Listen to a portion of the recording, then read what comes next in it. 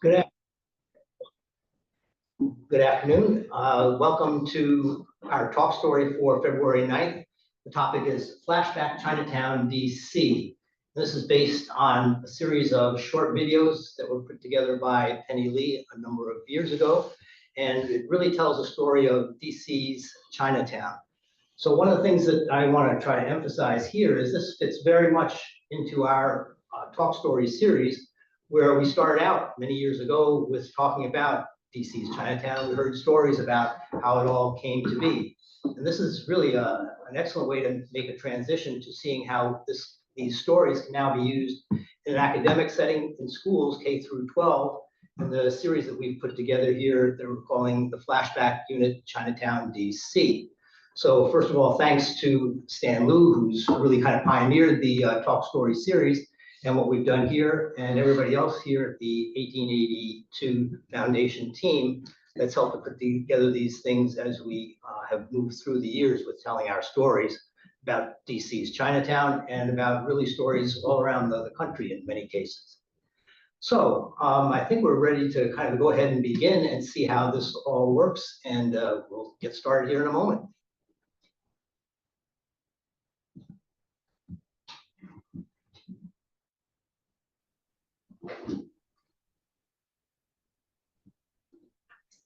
Good.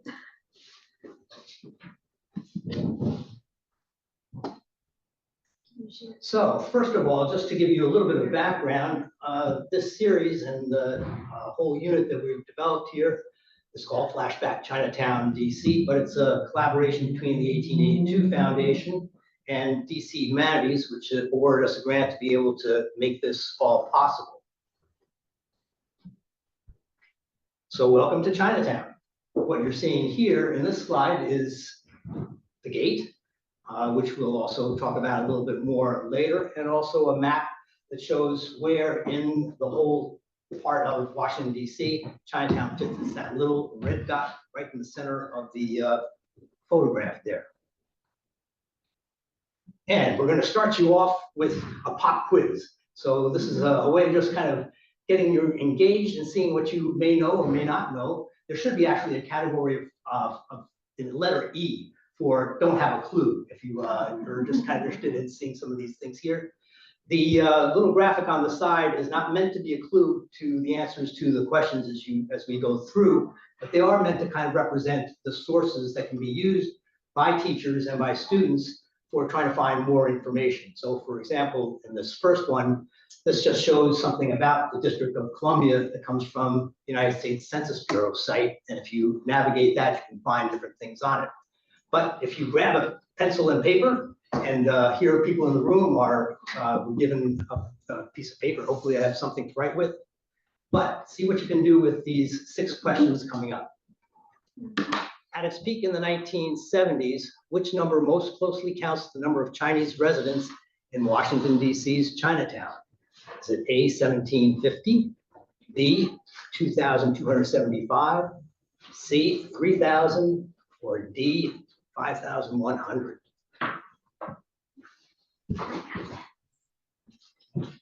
Number 2, which building was the location of Mary Surratt's boarding house, where the assassination of President Lincoln was planned?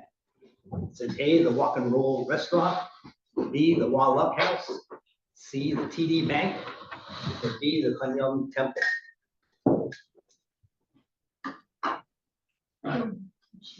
3, what year did the first recorded Chinese live in Washington, D.C.? Was it A, 1836, B, 1851, C, 1874, D, 1892, E, don't have a clue.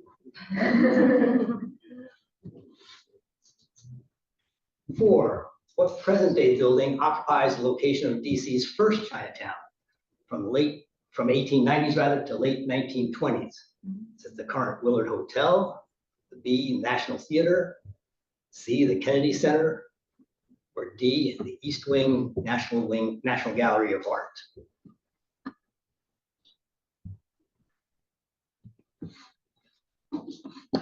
5, which animal in the Chinese zodiac is the first in the 12-year cycle?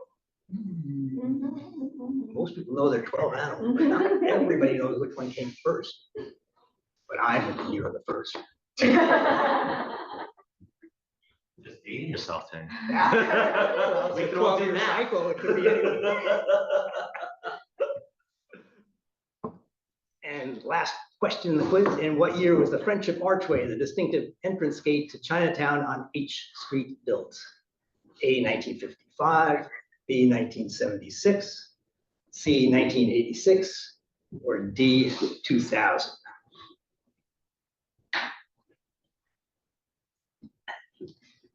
We'll go back and take a quick look at the answers here to this. First of all, anybody, raise your hand if you think you got them all right. I'm sorry, people online here, I can't see your hands being raised, but we've got about 8 people in the room here. Who thinks they got them all right? Ah, Richard. We did tours of Chinatown. That's right. And Mia and I reviewed these a little bit. I did the practice round already. But to Mia's credit, she actually got them all right away. So that was very good. Okay, Rich, we'll let you pick the first one here. Give me the answer, Richard. C. C is correct. All right. Wow. There is another figure there of the 2275. I believe that represents a 1950s figure. Yeah. Which building today was the location of Mary Surratt's boarding house, where the assassination of President Lincoln was planned? Someone other than Richard. Amy? A, Walk and Roll Restaurant. Yes, Amy, Walk and Roll Restaurant. And there's a historic placard that's in front of the building, so that is something, if you're visiting Chinatown, you can actually see that. Number 3, what year did the first recorded Chinese live in Washington, DC? Someone other now than Richard and Amy. And Mia. Come on, take a guess. B. B. Very good. 1851. So the first Chinese really coming into the United States, period, really occurred with the gold rush for the most part. But some made their way to the East Coast. I'm not sure exactly what route they took to get there, but that is the correct answer. 1851. And there's also here a picture of a plaque that we have at Congressional Cemetery, Range 99, where a lot of the earliest residents of Chinatown here were buried. They've since been disinterred, and in many cases, their bones were sent back to China. But that's a nice little fact to have there. 4, what present-day building occupies the location of DC's first Chinatown? This one, I thought I knew. No. Pennsylvania. D, is it A, Willard Hotel? Willard Hotel was actually built already then, because Oh. Lincoln stayed in the, when he was Okay. inauguration. It's letter D, East Wing, the National Gallery. Oh, It's often referred to in the various, research things as, south of, Yeah. current day Pennsylvania Avenue and such. And, at first I thought they may have meant the archives, but all these buildings were built as part of a federal project, Federal Triangle, to build a lot of buildings that we now associate with Pennsylvania Avenue. But the East Wing is where Chinatown ought to be. 34th Street. Right. Which animal is the first in the cycle? D, rat. D, the rat. Right. Someone was saying, dating myself, 1960. No, it was 1948. Or 72, maybe I could get away with that.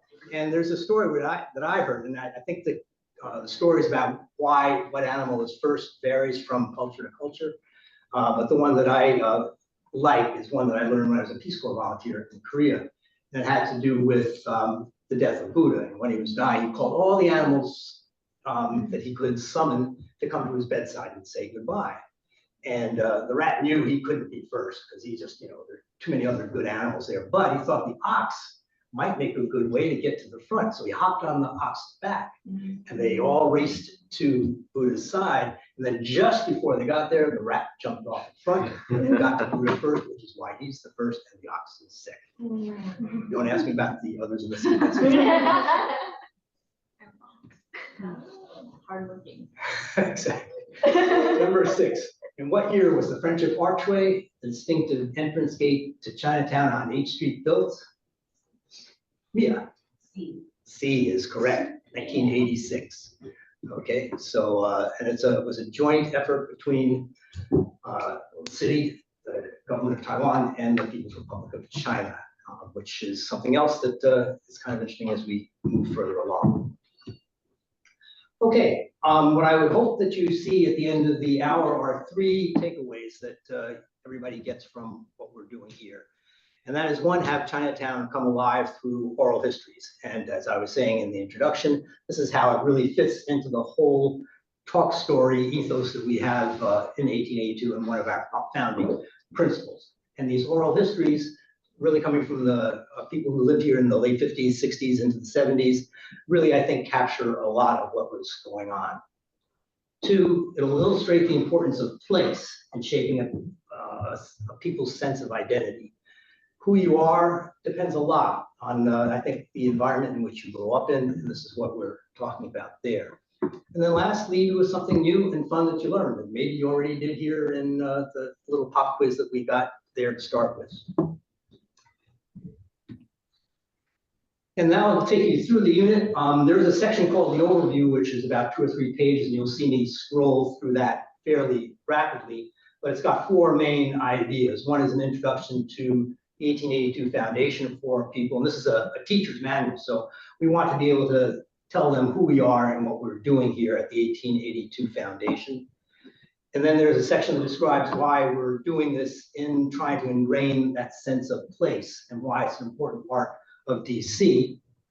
And then there's the lessons itself, which is the heart of the Flashback Chinatown DC unit, and it explains a little bit of what we're trying to get across in the whole unit, the goals of, from an educational point of view, of why it's instructionally sound, how it relates to other parts in your curriculum, and how you're going to be able to use it.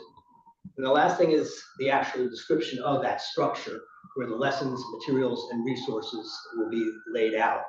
We won't have a chance to go through all of that, but it's an opportunity really for people to kind of see how that is. So that's an overview of the structure of it. And now we'll go here to stop sharing. Maybe I'll click down. There we go. Ellen, can you see this? Yeah, it's loading. Yeah. I'm going to expand it a little bit too. If I can find it. There we go. So this is the cover page of what the manual will look like. It doesn't show the whole thing in this horizontal view, but if we scroll up a little bit,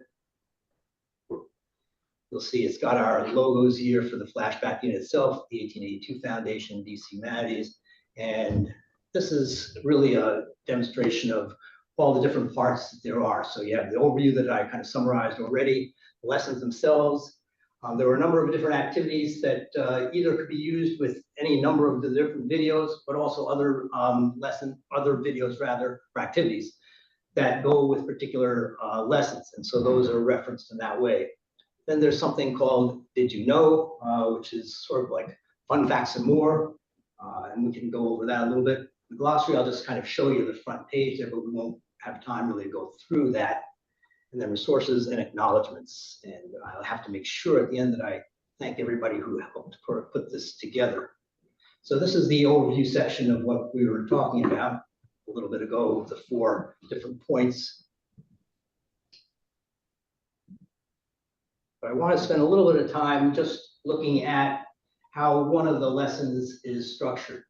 So each video, and actually, I meant to show one other slide way back at the beginning, but that's all right. It has the various themes that are the focus of each of the videos. There are 10 videos, and first one, for example, on family history and immigration, on the stories of how people came.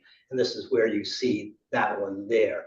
But there are other themes that deal with family businesses and how people got started here, on the shaping of identity, on race relations, a lot to do with the riots that occurred in DC during 1968, when the assassination of Martin Luther King happened, and life in the city, but particularly in Chinatown and certain other sections of town, was very, very badly disrupted.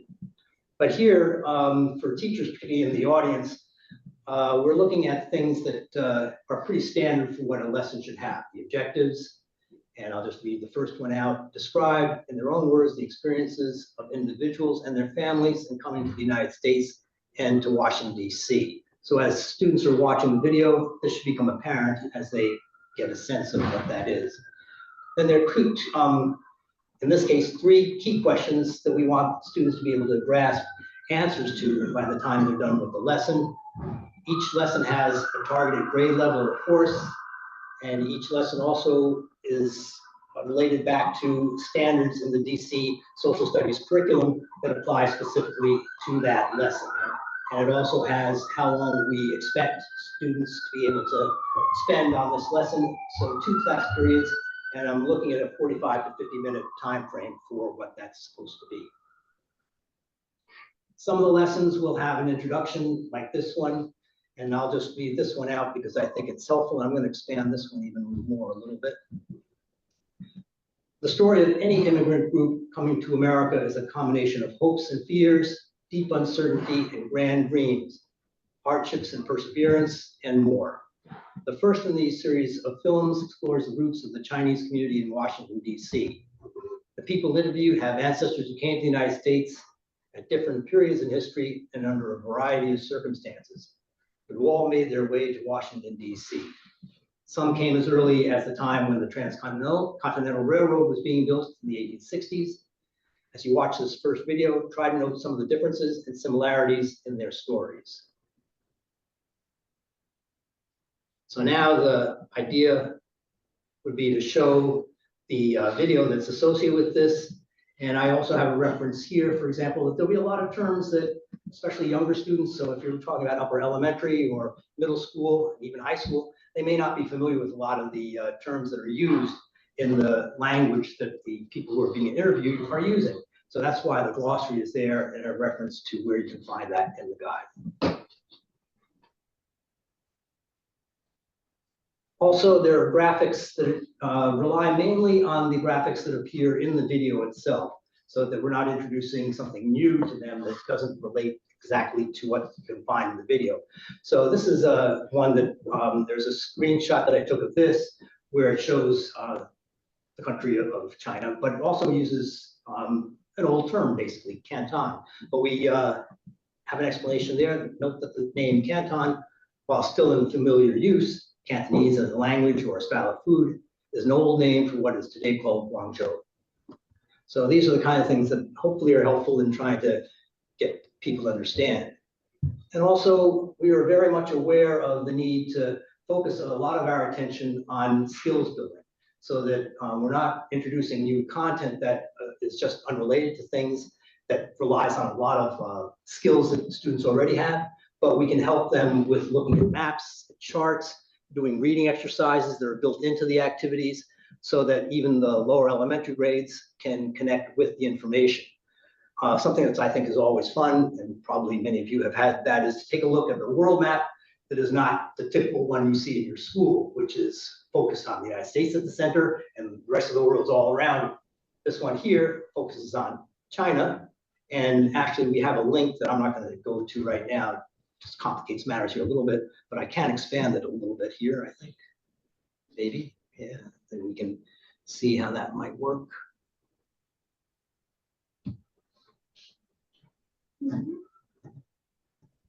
Get up there. There we go. And China is in the center, but there's also all sorts of Chinese characters, which I can't read. I don't know, most of them you can, but that's the way I think it's a good way to orient kids in a different kind of way to the world around them and show that, hey, it's not always the United States at the center of the world.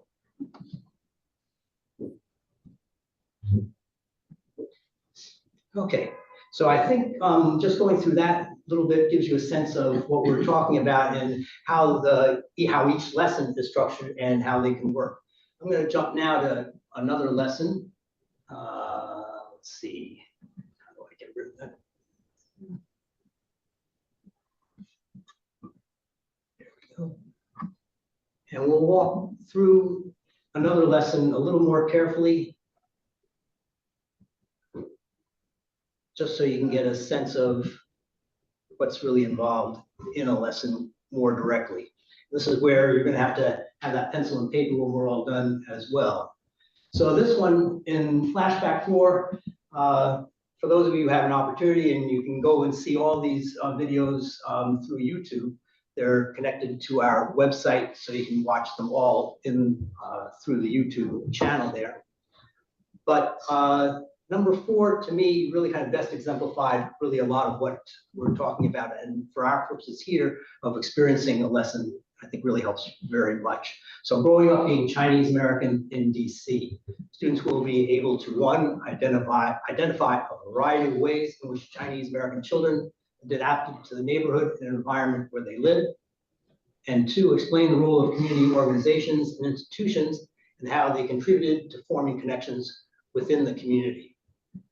Key questions are, what was it like growing up in the 1950s and 1960s?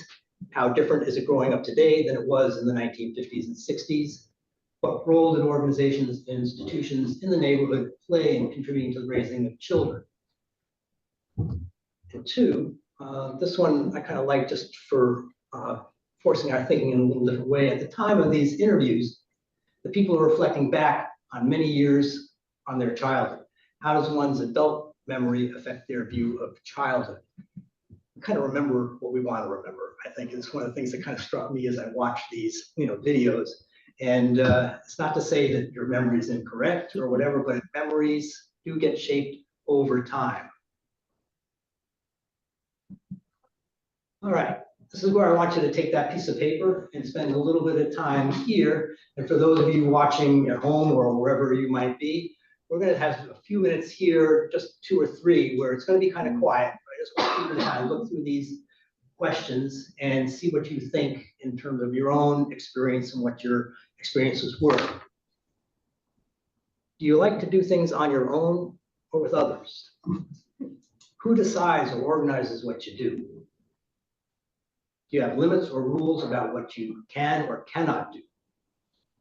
Do adults play any part in your activities? And we're dealing with an adult audience here, so this is not obviously students here, but I want you to transport yourself back to your childhood and think back on those 4 questions. We'll just take 2 to 3 minutes here. I don't understand what this is. Flashback, Chinatown, DC.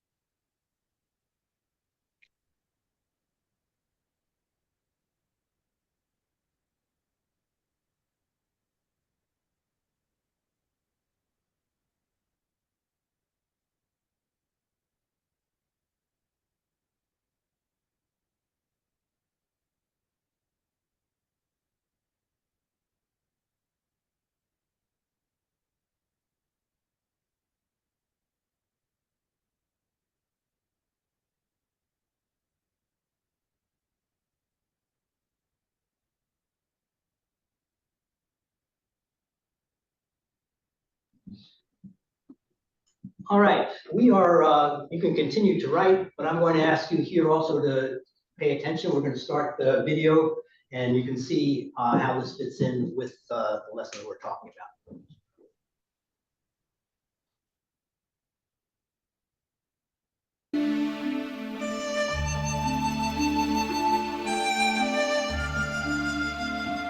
Growing up in DC Chinatown was fun. Looking back on those days, we had a carefree time, and we had good neighbors, and had friends in Chinatown that we would go out after school.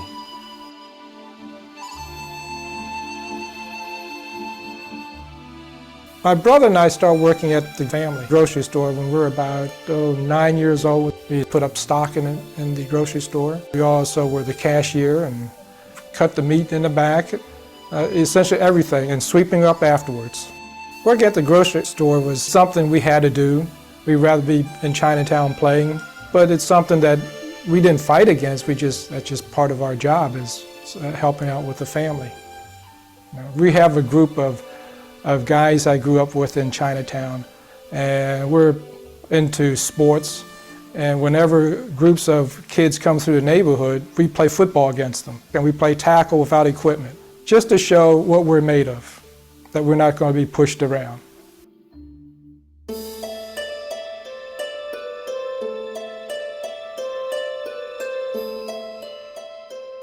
I was just a silly little kid whose boundaries at that time were limited to Chinatown.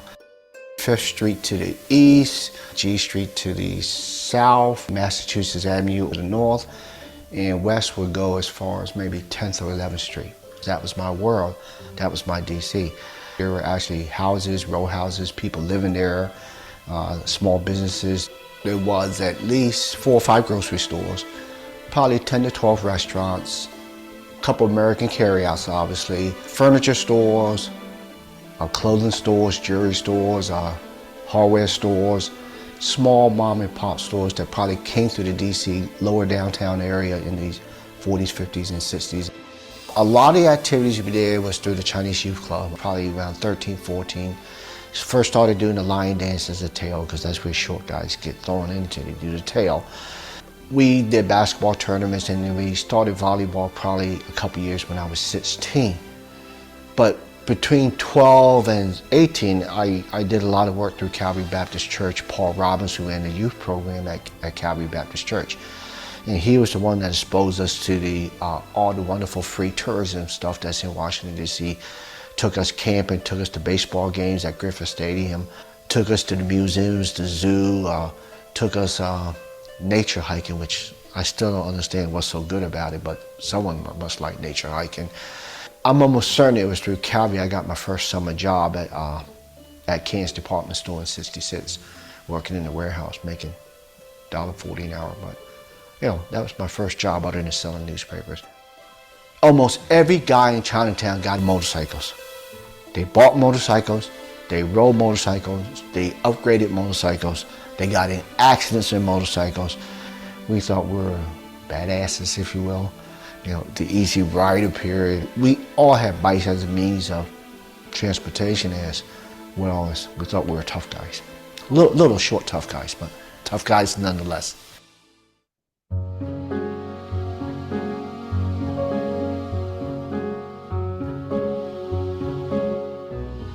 Chinatown in the 60s was a lot safer, and everybody was outside playing, and the alleys were safe. We always played like football, baseball. That's how I learned how to ride my bike, was in the alley. Actually, that's how I learned how to drive, was in the alley. It was pretty much fun because all our friends were from Chinatown in the like a block radius. So everybody came over, and you know, we always like played cards in our front porch and just hang out and just have fun, you know. And we played like baseball and football in the back of our house, which is like a big alleyway going out. Yeah, in the alleyways, we played hide and seek there. And it was more scary at night when it was real dark. A lot of these older kids would try to scare us, you know, hiding in the doorways and then jumping out. So it was a fun time. Reverend Allback was the president of the Boston Celtics. He started coming to our restaurant, the China Doll.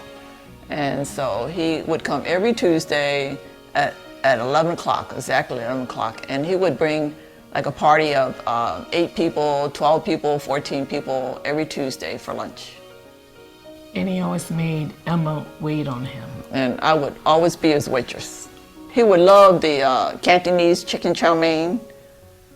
That was his favorite.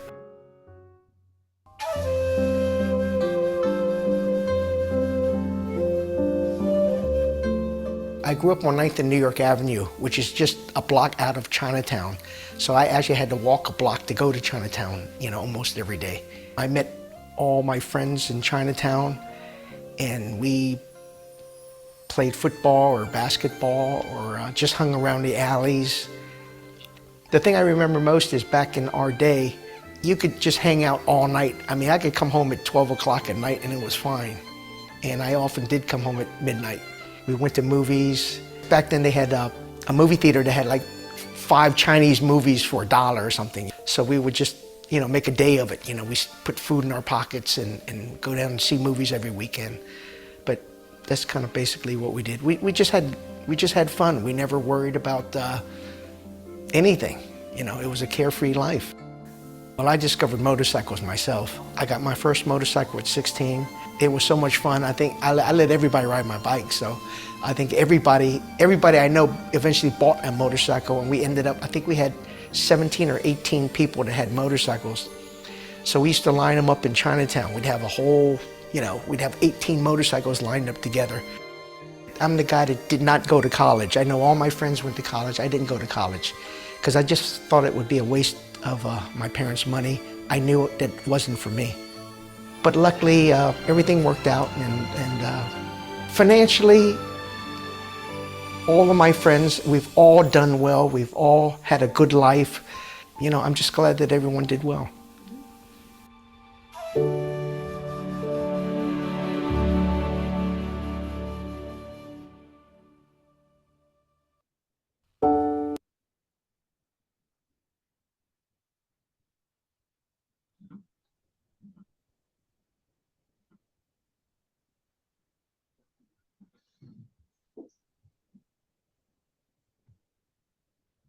Okay, I hope you enjoyed that. I think for me, because actually these people are really my contemporaries in a lot of ways, it brought back for me a lot of just memories of my own childhood, even though it was nothing quite like with these.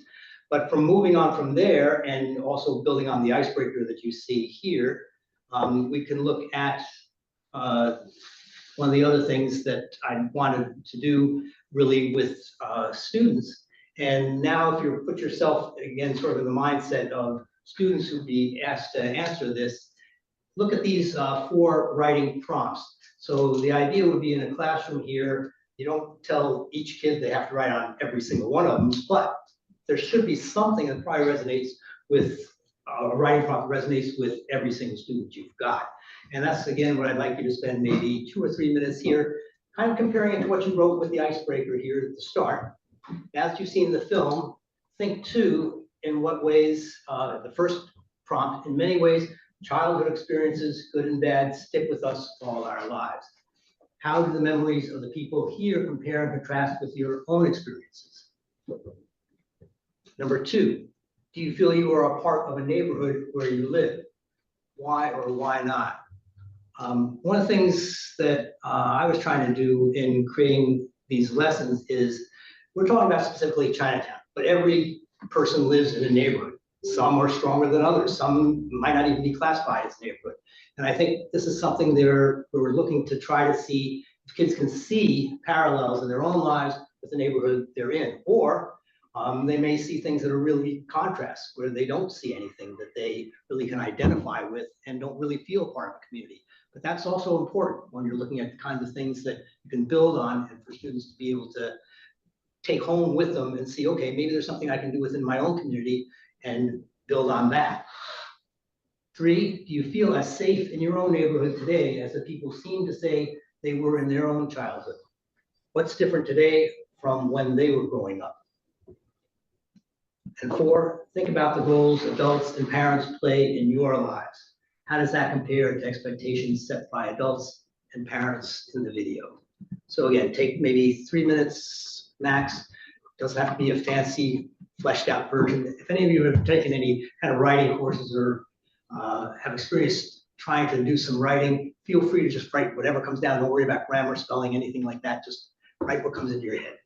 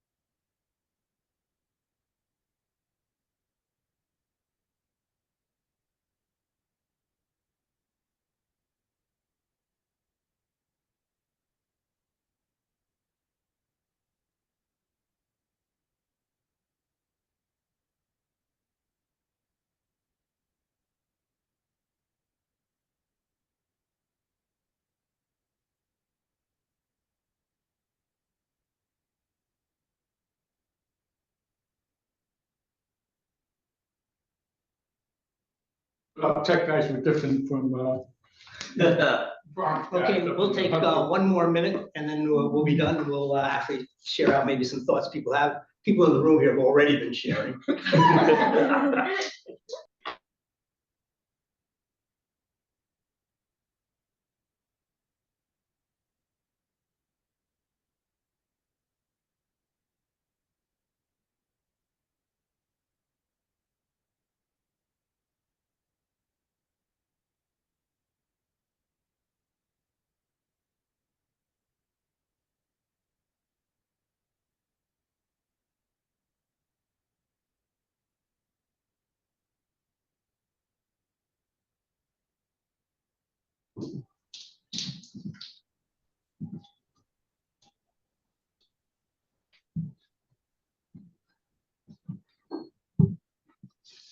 Okay, Richard, you were saying here already that you heard that they had to be back at midnight or 1, but you stayed out all night long sometimes here. New York is the city that never sleeps, right? Exactly. So would you mind elaborating? What would you do? No, growing up as a kid in Chinatown, we did some crazy stuff. And it wasn't bad until you grew up and you thought about it and said, wow, that was pretty bad. Adjacent to Chinatown, we had the fashion district. And south of the fashion district, we had the textile industry. So at night, we would go to the textiles industry and get these long tubes, that were used to roll up the textiles. We get these really long tubes and we would march like kids do with the tubes on your shoulder to the barroom. And we used these tubes to poke at what we then call bums, all right, to wake them up. So we were bad. I don't know about your generation. My generation is we got a basketball. We went to Columbus Park. They had lights at night. I don't know what you guys are doing. We did that too, but we ended at midnight. No, I'm with you. I remember a lot of times being a child and kind of like in New York, you're there in Chinatown. I spent a lot of time at Seaport. Oh yeah. Because my great aunt lived in the South Street houses. I had a bunch of friends that were in downtown Beacon. So I remember as teenagers when we were of drinking age, because we were teenagers, and we would just get beers and hang out behind the Seaport and drink beers as teenagers. It was great. Days at a time. Underage drinking. Oh yeah, but in my day too, New York, you could drink it actually at 18. Yeah. But it's still underage probably for most people. It's one of these things where I still go back to New York and I know the bars that I used to knock hard to as a teenager, and they were in Little Italy, that was right next to Chinatown. They're all closed now. I feel sorry for kids nowadays. They have nowhere to go drink. Well, and this is an interesting segue because I'm just trying to think too. What's being described here and the kinds of activities that these people are remembering as kids, is that really something safe by today's standards? No, you get arrested, for sure. Okay, when you get arrested, but what would be, I think, the attitude of parents to your being out at these times and hours? Super cautious. Say it a little louder. Super cautious. Super cautious. Yeah. I mean, even like growing up in not a city, it's the way you structure your being with friends is so much more like, okay, we're gonna meet at this time and this place, we're gonna stay at this location because there is no way to get to other locations. Like where I grew up was pretty rural, so like we couldn't just walk anywhere we wanted. It's like either you hang out in the Wawa parking lot. It's not really many shenanigans that you can get up to. And I think, the major difference here, and we don't really have time, unfortunately, for spending a lot of time with it here, but is the impact of social media. And that's one reason why the question is there. Do you spend time with, others, or are you spending time alone? And something I know I just read here is that people spend time together, but it's alone. You're with your machine, your device, and that's what you're interacting with. You're not really necessarily acting with others. But I would hope you'd think this would be kind of a rich kind of interaction that if you were teachers and you're working with your students, this kind of discussion would get really at that very deeply. Other thoughts? You know what's very interesting is like when you talk about neighborhoods, right? And I live in Bethesda now, and while I enjoy and I love being there, I don't really feel like it's a neighborhood. But I find that talking about social media and everyone being a little bit more fragmented, what I find is like there's less neighborhoods, but then people are discovering, I like to call it like who their tribe is, who their people are, and I tell young people, the sooner you find your tribe, the more well-adjusted you'll be. And I think that's kind of where that shift is. Like, it's very less based on locale and where you are, but kind of your tribe and like where your shared interest lies or where your shared values are. And you see that more so now than ever. I think that's so true. Was it better, worse back then? I think it's a different era, like I said, like, yeah, I could go away and be at different friends' house for days at a time. And inevitably, my parents know that, I have like 4 or 5 friends who they know the parents of. So they have an idea of where I am, like I am still in the confines of someone's house in Chinatown. Someone knows where I'm at, I think, I hope. But I think it's, it's a different time. It's a different era, and that's okay. You must have street fights all the time. And we had a rule: no blood, no harm. So you could go home, but make sure you weren't bloodied up. No, everything was a basketball accident. Yeah.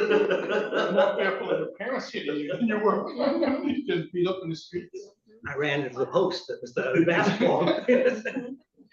No, and there are certain codes that I think mark certain generations. Yeah. And we didn't have the access to guns at that time, which I think was a major difference too. And there were certain unwritten rules about, you bring a knife maybe to the playground for someone, but that would be it. And the goal was to draw blood, and it was not to necessarily really kill somebody. Right.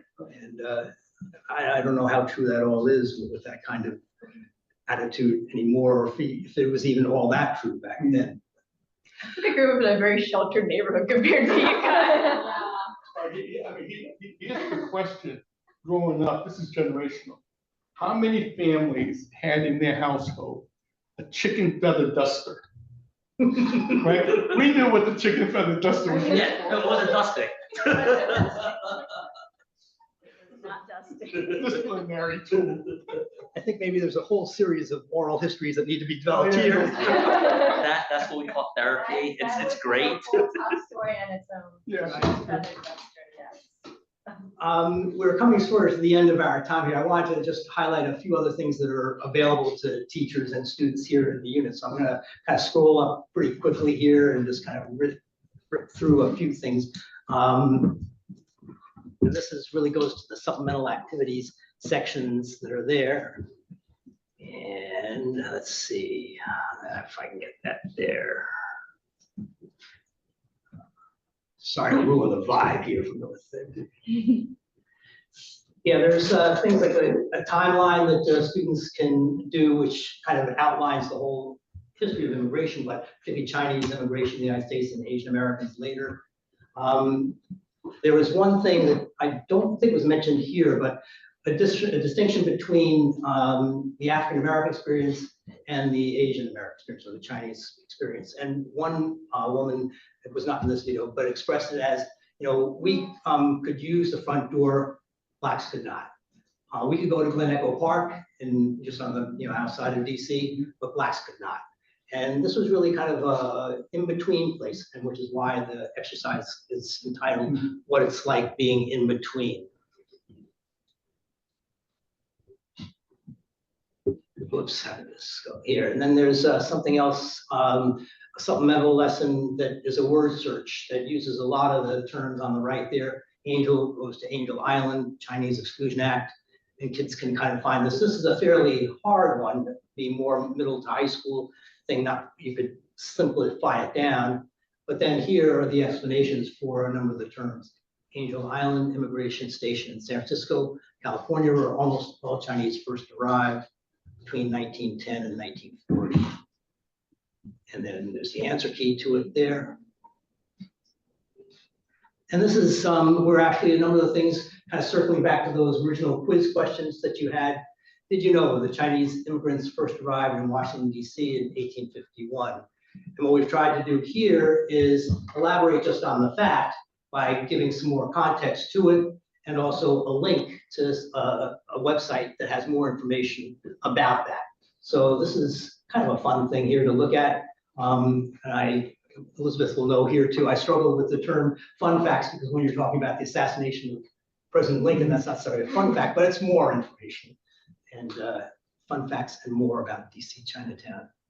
So I think, yeah, this one here, did you know the 1950 census recorded the Chinese population of Washington, DC at 1,825. Actually, I think I was wrong on the other thing that I mentioned before. So this is a sense of what all is available to people here. This is the glossary that we're talking about that has a lot of terms, about 3 or 4 pages worth. But again, it's more than just a simple definition. It tries to give a little context to, especially its relationship to the DC Chinatown. And then last here, resources, links to a number of the resources that we use specifically. You can obviously find a lot more of other kinds of resources elsewhere, but these are the ones that were relied on heavily for a lot of the information in the lessons. And then, last but not least, is to acknowledge some of the people who have worked on this here. And so Elizabeth Bowden, she was an intern this past summer, worked with me on developing a lot of the ideas and the framework for a number of the lessons here. So that's an important piece of what we had doing and with our intern program. Amy is here as well. She got us, initiated the grant here and got us going with that. Deb Steinhardt created the graphic design for the manual. Then, of course, there were all sorts of people that we need to thank in other institutions. One thing that if you get a chance to look at the Smithsonian Anacostia Community Museum's website, they have an excellent thing on Chinatown, and it's really very good. We did our own thing here, and Mia was a big part of that with the Chinatown DC context study, and Ellen was involved with that to a significant degree as well. And so really there's the whole 1882 team to thank for what we're doing with that. And of course, DC Humanities for the money in the first place to be able to put this all together. But we do have some time for questions. I'd like to just continue the discussion too, that people will hear about some of their experiences if that's part of it. But I want to make sure that we left enough time for questions from people here and also for people online who may have some thoughts they'd like to share with us here. Any questions in the chat?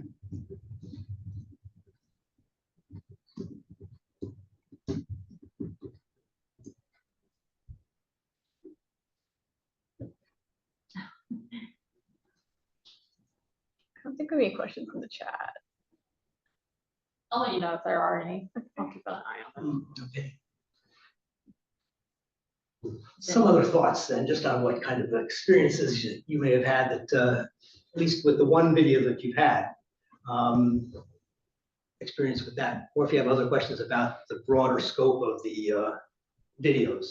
They run, the shortest one's a little over 5 minutes. The longest one is the last one, number 10, with Art Ting-Yi that runs almost 10 minutes. But the idea is that these videos would be short.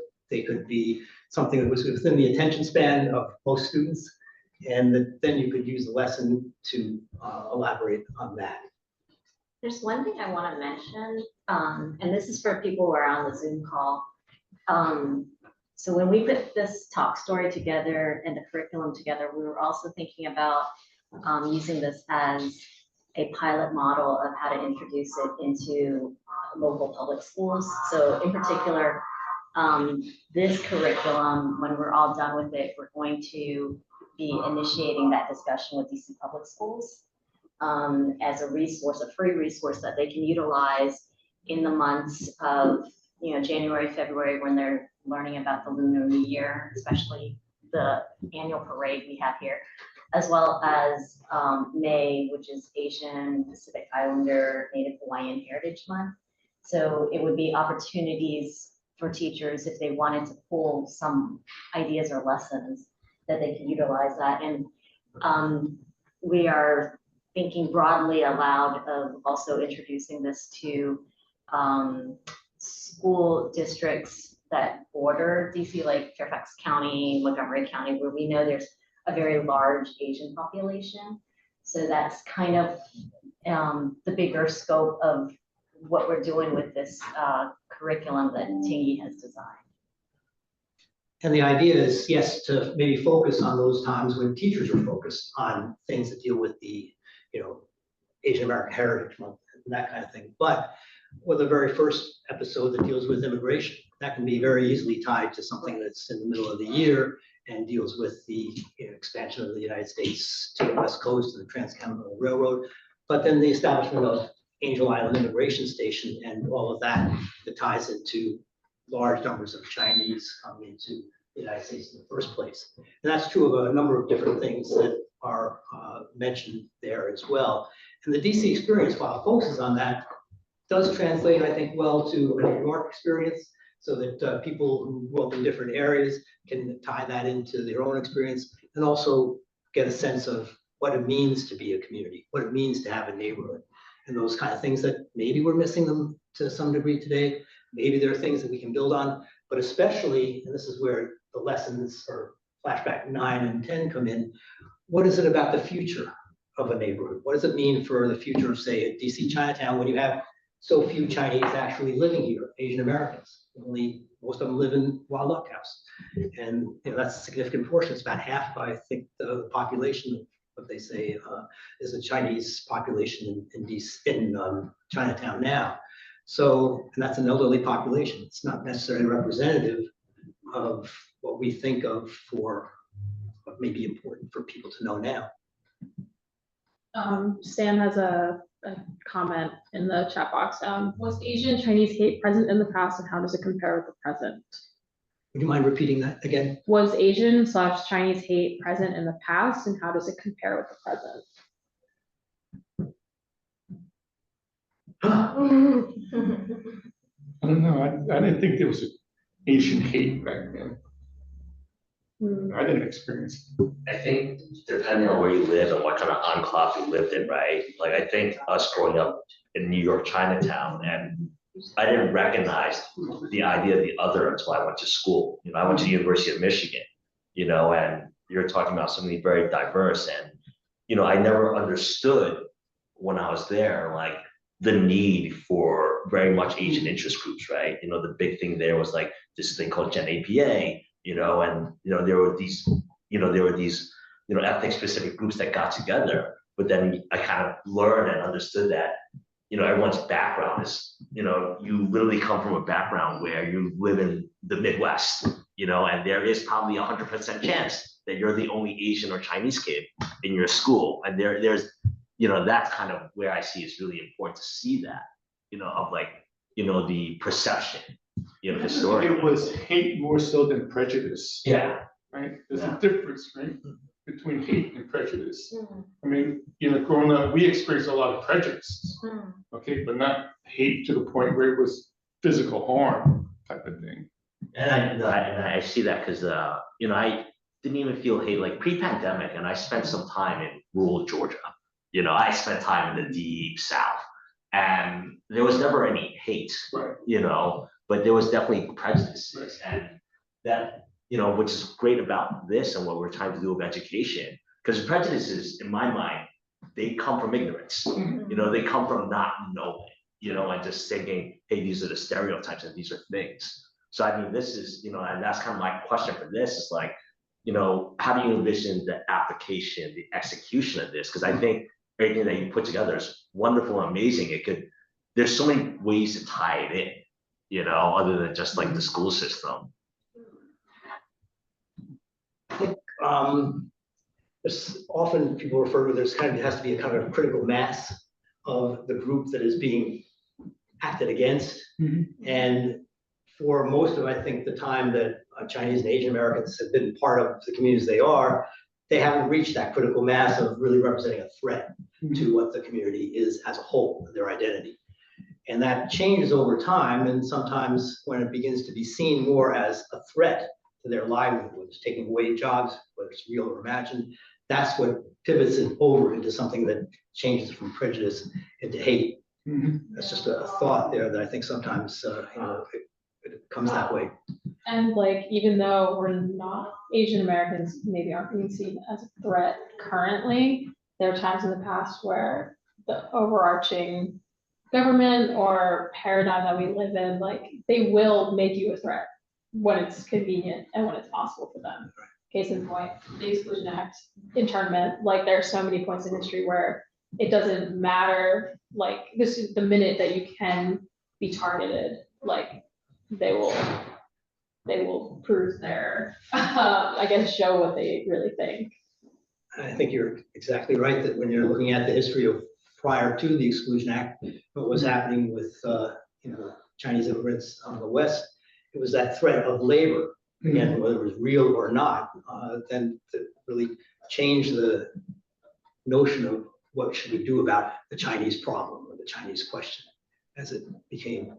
So those are, I think, really kind of key factors. Do you see this thing like acting as a precursor to other minority groups? Because right now, like the Chinese population or the Asian population isn't a quote unquote threat to labor, right? But then, right now, obviously with the migrant issues and whatnot's going on right now, there is this perceived threat of labor, coming from Latin America, coming from South America, and is there a world where these things that we put together, where we have this experience, as a community to share, and maybe it is something that goes beyond sharing within our own communities, our own youngsters, into other, ethnic communities that do feel, this pressure that our own culture has felt, almost 100+ years ago. Thank you. I think, in the back of my head in putting together this kind of thing, mentioned it kind of in passing, but is the idea that, okay, this is the Chinese or Asian American experience, but is there something here that's deeper than that, that really translates into something where teachers can look at this and say, oh, wow, that rings a bell for me about, what's happening in my community, and not necessarily using this piece, for themselves, but how can they then, tie it in with their own experiences. And there are other videos in the series, I think, that speak very much to that. Episode 6 is focused on the race question. It's called Race Relations, and it really kind of gets at how those feelings were, say, between African Americans and the Chinese community at the time, which were actually, quite good, I think, as long as you look at it, because they both felt to be outside, and yet one had a different kind of status from the other. So I think those are, some of the things there too. One thing that I don't know exactly why it kind of fits in here now with my own head, but there was that comment too about the China Doll restaurant, and that's where Red Auerbach, the coach of the Celtics and later general manager and chief executive of the Boston Celtics, but he came to Washington, D.C. as the coach of the first precursor to the NBA team that was in Washington, D.C. And he coached that, and he fell in love with D.C. and he made that his home. And he always loved Chinese food. He did that when he was in Boston, eating Chinese food. But if you're looking again for hooks on where people can find some sort of connection to maybe their own community, something like that, what is it that drew Red Auerbach time and time again to Chinatown here, so that this is where he gathered every Tuesday and ate at that Chinese restaurant with his friends. And John Feinstein wrote a biography of Red Auerbach, and he did the interviews with him here in Chinatown at the Chinatown restaurant. So it's kind of an interesting tie in there too. So we tried to cover a lot of ground, bring it all into this, and hopefully it translates into ways that other people, not just here in Chinatown, but they can see something here for themselves elsewhere. Thank you, everybody. We are really just about out of time, right? Yeah, 3:05, so about an hour after we started.